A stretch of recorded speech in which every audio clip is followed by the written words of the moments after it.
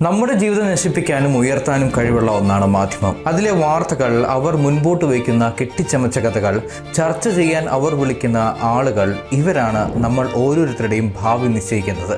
കാരണം നമ്മുടെ ജനങ്ങൾ ഇവരെയാണ് സത്യത്തേക്കാൾ കൂടുതൽ വിശ്വസിക്കുന്നത്.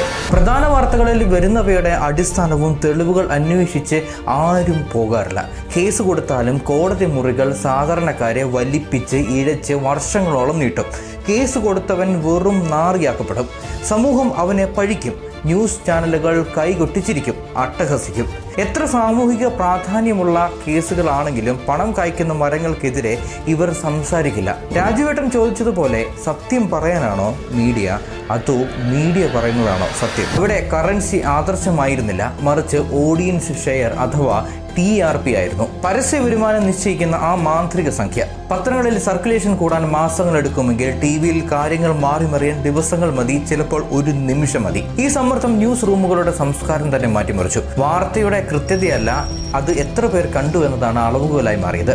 നിയമവശങ്ങൾ ഇഴകീറി പരിശോധിക്കുന്ന വാർത്തകൾ റേറ്റിംഗ് കിട്ടുക ഗ്രാഫിക്സും ബഹളവും നിറഞ്ഞ വിചാരണകൾക്കാണ് എന്ന് ചാനൽ മേധാവികൾ തിരിച്ചറിഞ്ഞു. സത്യം പറയുന്നതിനേക്കാൾ ലാഭം സത്യം നിർമ്മിക്കുന്നതിലാണെന്ന തിരിച്ചറിവ് അവർ ഉണ്ടാക്കി. ഇതിനെ നിയന്ത്രിക്കാൻ ഇവിടെ ആരുമില്ലേ എന്ന ചോദ്യം നമ്മളിൽ പലർക്കും ഉണ്ടാകും.